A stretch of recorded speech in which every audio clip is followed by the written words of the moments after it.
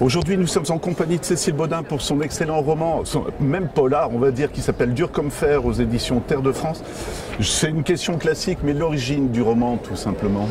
L'origine du roman, c'est l'envie que j'ai eue de revenir en Lorraine, qui est la terre de mon tout premier job il y a 30 ans. Voilà.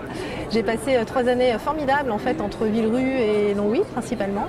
Et lorsque j'ai commencé à écrire, je me suis dit, il faut que je revienne sur cette terre que j'ai beaucoup aimée pour raconter cette histoire au-delà de la Lorraine, l'histoire des Italiens, l'histoire des mines, l'histoire de la sidérurgie, et qui me semblait en plus être un très bon exemple de l'industrialisation lourde telle qu'elle était à la fin du 19e et telle que moi elle m'intéresse. Et moi, ce que vous venez de me dire, 30 ans pour maturer une histoire, ça tournait comme ça dans la tête, comment ça s'est passé? En fait, moi je n'écris que depuis 4 ans. D'accord. Donc en fait, j'ai écrit Dur comme fer il y a peu de temps, il y a 2 ans. Et voilà, c'est la troisième partie d'une espèce de triptyque sur le 19e. Mais je trouvais que ça allait très bien avec cette troisième partie, puisque vraiment on va clôturer le 19e siècle. C'est les tout débuts du 20e, avant la Première Guerre mondiale. Et c'est l'histoire finalement de l'acier dans tout ce qu'il va avoir de merveilleux pour le 20e siècle et de terrible. C'est les grandes constructions, les grandes selles, voilà. Et en même temps, ça va être la guerre, ça va être les armes. Et ce sont les prémices de ce qui nous attend au XXe siècle. Donc c'était parfait, c'était l'endroit parfait. Alors on va raconter un petit peu l'histoire. On va dire que c'est un polar, il y a une histoire de vengeance, il y a un jeune Italien qui fuit parce qu'il croit que son père veut le tuer. Je ne veux pas trop en dévoiler, c'est pour ça. Il arrive à Villerue, il va découvrir le métier de la mine. Mais il y a tout l'aspect polar aussi. Et ce que j'ai trouvé intéressant, est-ce que c'était facile d'être à la fois dans le vrai, parce qu'il faut raconter la sidérurgie, et on en parlera tout à l'heure, mais aussi une histoire créée par vous aussi? J'essaye en tout cas à chacune de mes histoires de trouver un équilibre entre 3 genres qui m'intéressent tous. Le romanesque, le polar, dans le sens de l'énigme, pas forcément dans le sens des policiers, mais au moins dans le sens de l'énigme et de la quête, de l'enquête, et l'historique. Et j'essaye de trouver un équilibre entre les 3. J'espère y être arrivée. Et à ce titre-là, l'historique des métiers, moi, m'intéresse particulièrement. C'est vrai de mes 3 livres. Et l'historique des métiers, l'historique des gens, des petites gens. Moi, à l'école, j'aimais pas l'histoire. J'étais nulle. Ce qui étonne beaucoup les gens, mais c'est vrai. Parce qu'en fait, j'ai compris que ce que j'aimais dans l'histoire, c'était la petite histoire. C'était les gens, c'était les savoir-faire, c'était les territoires, c'était comment tout ça s'est transformé, comment le chemin de fer a transformé nos territoires, comment les industries ont transformé notre société, comment elles ont fait naître le droit du travail. Et les syndicats, c'est aussi ce que raconte Dur comme fer, c'est les débuts du syndicalisme après les lois Waldeck-Rousseau. Donc, c'est cet équilibre que j'essaye de trouver, mais je veux quand même effectivement une énigme, je veux de l'enjeu. Je veux des meurtres, je veux des disparitions, je veux des résolutions, je veux des puzzles qui se rangent à la fin correctement et dont on se dit « Ah, ok, j'aurais pu le savoir ». Et voilà, donc j'essaye de trouver un équilibre entre les 3 et c'est vraiment ça qui m'intéresse, y compris moi dans l'écriture et dans la construction. Et je me dis à ce moment-là, est-ce que quand vous avez créé votre histoire, c'est peut-être l'aspect polar le plus simple parce que vous voyez un peu l'énigme et ensuite la mettre dans un décor finalement, non? Alors moi je pars du décor. Ah voilà. Je pars du décor, je pars des lieux parce qu'ils sont pour moi en tout cas hyper inspirants et hyper évocateurs. Quand vous rentrez dans la mine, en l'occurrence j'ai visité entre autres celle du Cini, quand vous rentrez là, tout d'un coup, l'histoire se déroule. Quand vous voyez ces rails tout fermés, tout petits, quand on vous explique qu'une lampe elle éclaire à 30 cm autour d'elle-même, l'histoire vient dans l'obscurité, elle naît de l'obscurité. Donc moi les lieux m'inspirent beaucoup, je commence souvent par ça, par un gros travail naturellement aussi bibliographique, et ensuite moi j'ai l'idée de ce que je veux raconter. Comme drame ou comme fait historique, voilà. Et ensuite, je travaille, comme tout le monde. Mais ce que je trouve intéressant, c'est vous l'expliquez à la fin, vous avez été sur les sites pour créer l'histoire. C'est important pour vous parce qu'on peut imaginer aussi vous allez... C'est super important et c'est même quasiment une mission que je me donne. D'abord, par souci de rigueur. Je ne suis pas historienne et ça reste un roman, mais je veux au maximum, du maximum possible, être juste, être respectueuse en fait, des faits, des gens, de la vérité d'une certaine manière.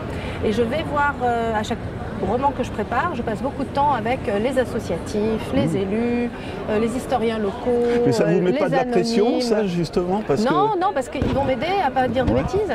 Ils vont m'aider à pas dire de bêtises, ils vont m'aider à être exact, et surtout, eux font un travail incroyable, et c'est particulièrement vrai en Lorraine. Ils font un travail incroyable de mémoire et de conservation du patrimoine dont on n'a pas idée. Et finalement, moi, avec mon histoire, je me fais le relais de leur travail.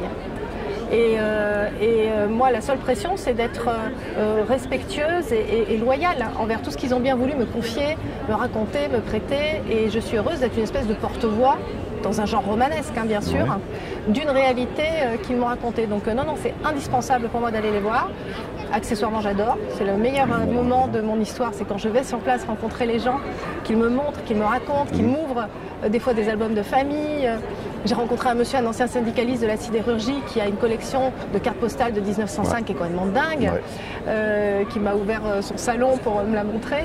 Donc c'est aussi ça que je veux raconter, c'est ces gens-là. C'est d'une certaine manière aussi pour eux et pour leur travail que j'écris. C'est pour en faire une histoire qui permette au plus grand nombre de connaître ce que font ces gens-là.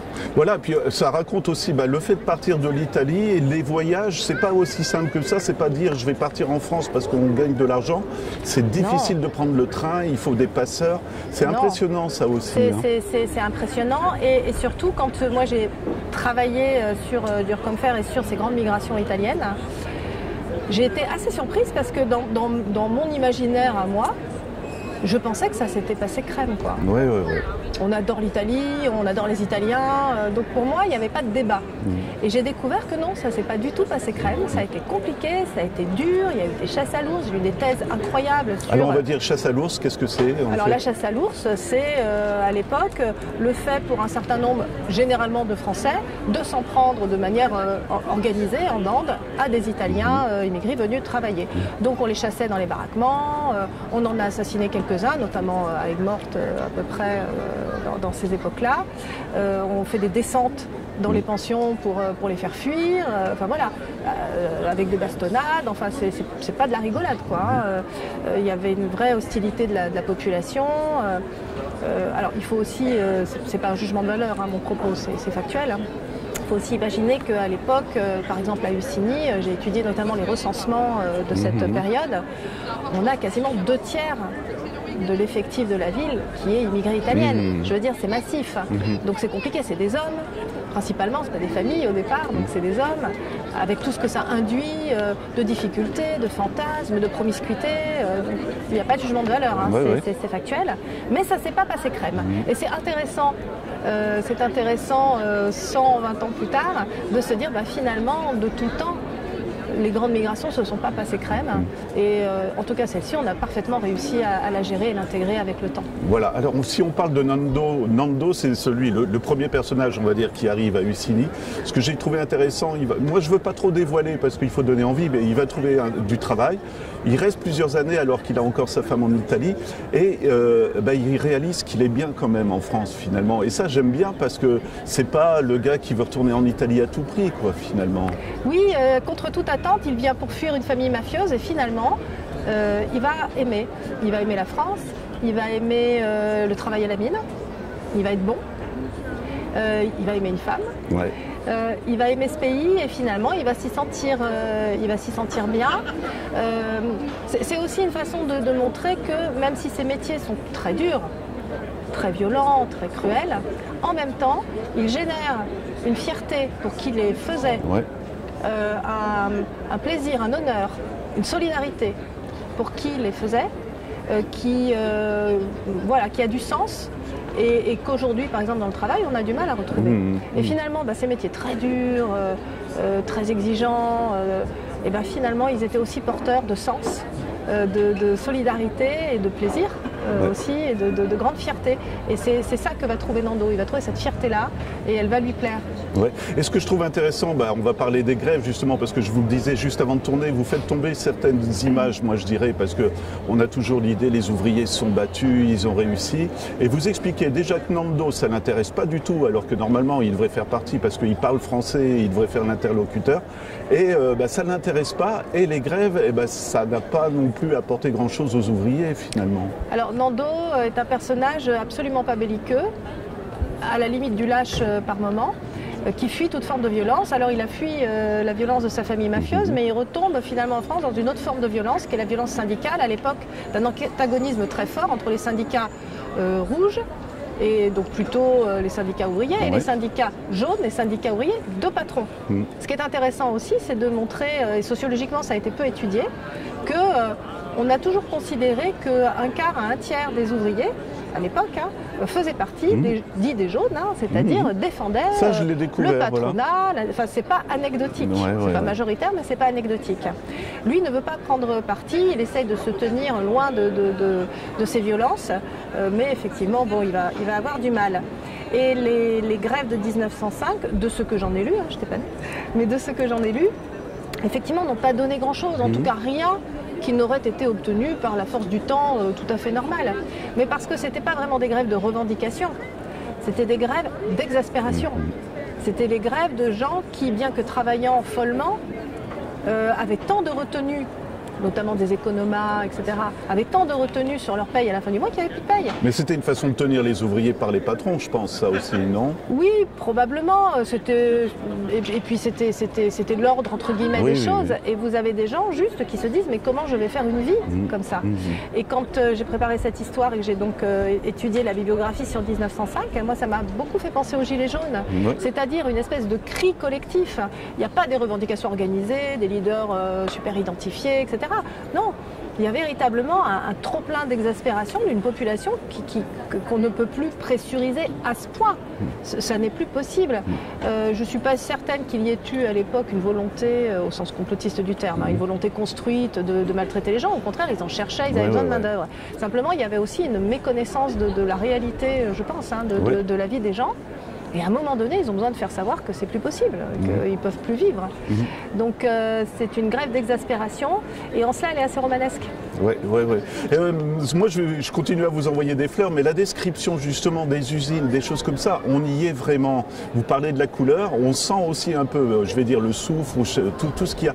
Comment vous avez trouvé les mots, simplement? Est-ce que ça a été facile, justement? Non, c'est difficile, parce que ce qui est particulièrement difficile dans le cas précis, notamment de cette sidérurgie-là, et notamment des aciéries, des hauts fourneaux et des aciéries, c'est qu'on n'en a plus l'exemple véritable. Dans un prochain roman, je travaille sur les verriers, j'ai pu aller voir travailler des verriers.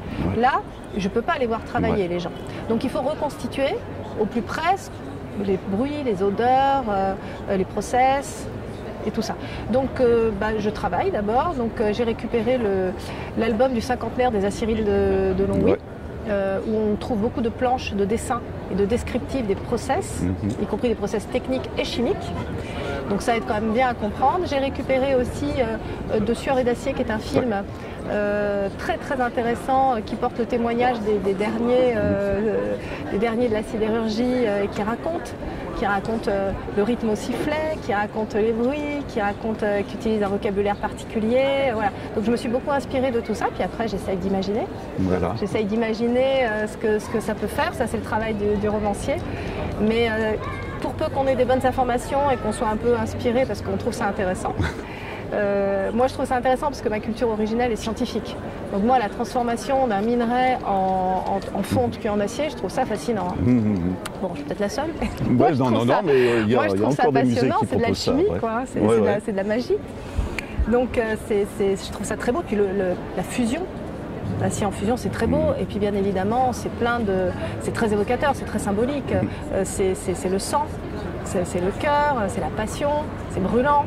Donc c'est parfait pour un roman. Voilà. Je vais en venir au côté polar. Je ne veux pas trop en dévoiler. Donc il y a Nando qui va se retrouver dans une sale histoire.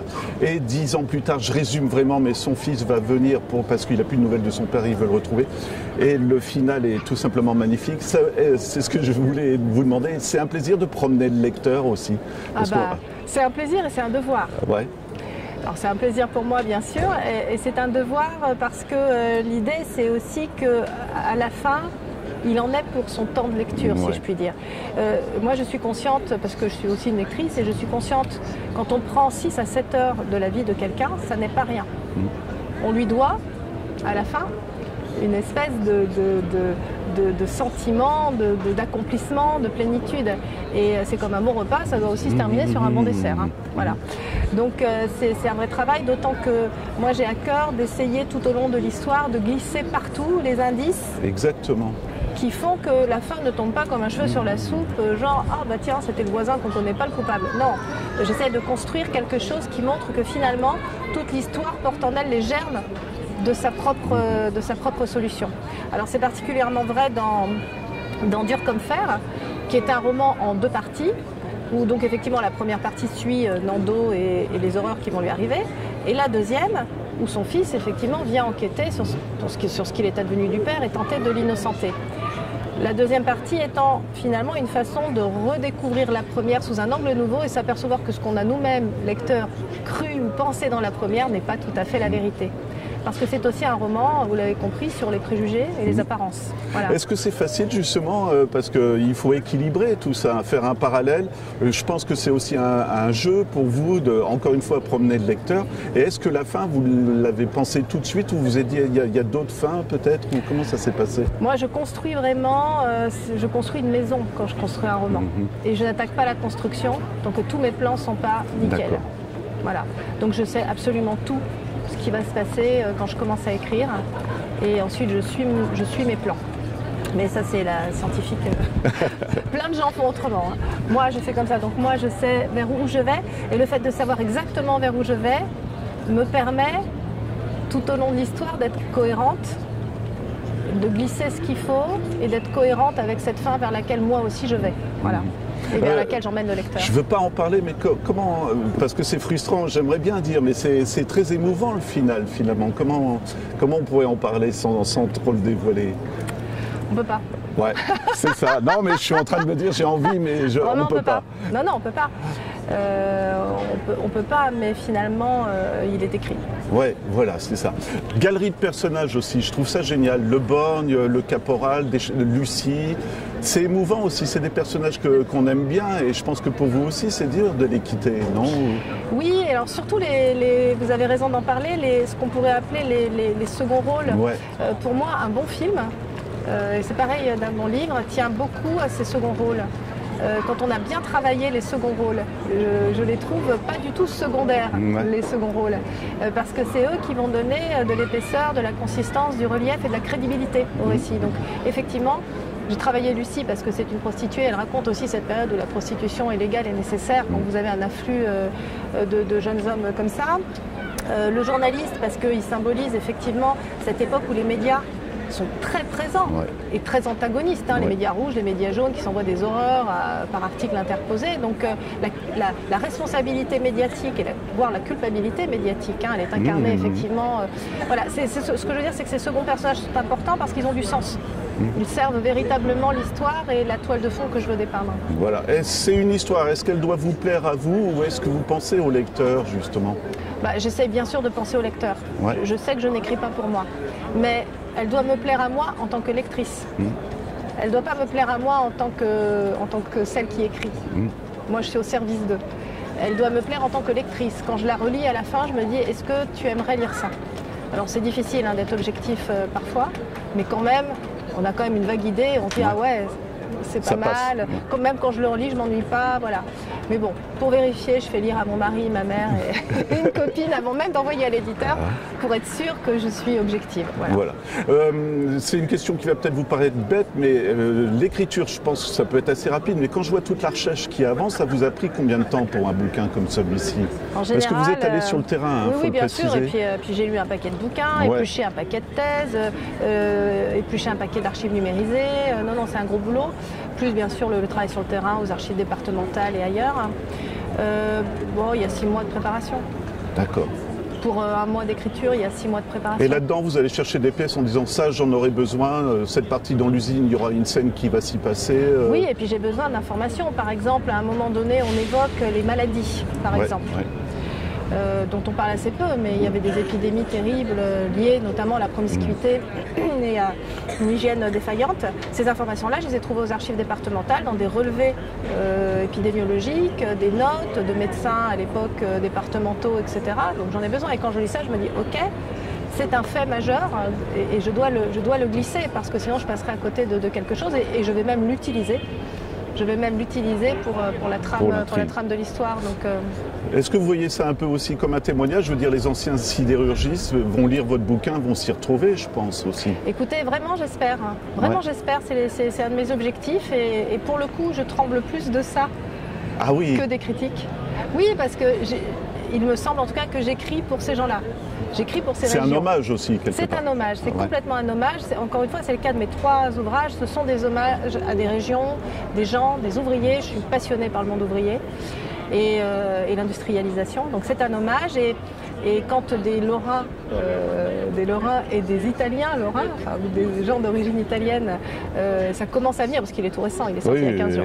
Mais là, je commence à avoir des témoignages de gens qui me disent mais oh là là, mais c'est exact, c'est trop ça m'a rappelé mon père.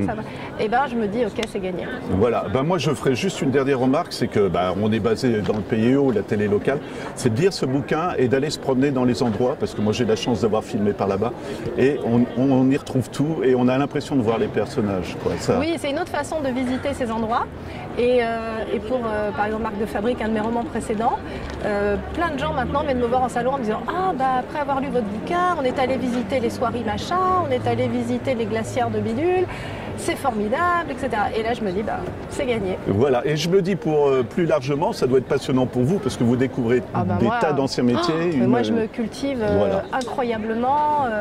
J'ai une opportunité incroyable et j'allais dire un prétexte incroyable pour rentrer, me faufiler là où on ne se faufile pas normalement, pour aller dans des endroits que normalement on ne voit pas ou auxquels on ne fait pas attention.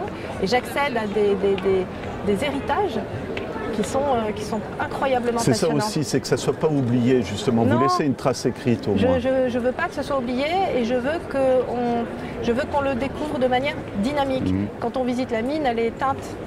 Elle est évocatrice, mais elle est éteinte, elle est vide. Moi, je veux qu'on l'imagine remplie de bruit, de monde, de ses wagonnets, de ses chevaux. C'est comme ça que je veux qu'on la voie, comme un film le ferait. Et c'est vrai que redonner vie à ces métiers qui n'existent plus, à ces endroits qui sont à tonnes aujourd'hui, oui, je suis contente de ça et en tout cas moi ça m'intéresse de le faire. Bon voilà, pour moi mission accomplie, donc super, je vais juste reciter le livre, donc c'est Cécile Bodin, Dur comme fer, aux éditions Terre de France, et vous aurez compris que j'ai vraiment bien aimé. Voilà, merci Cécile. Super, merci Romain.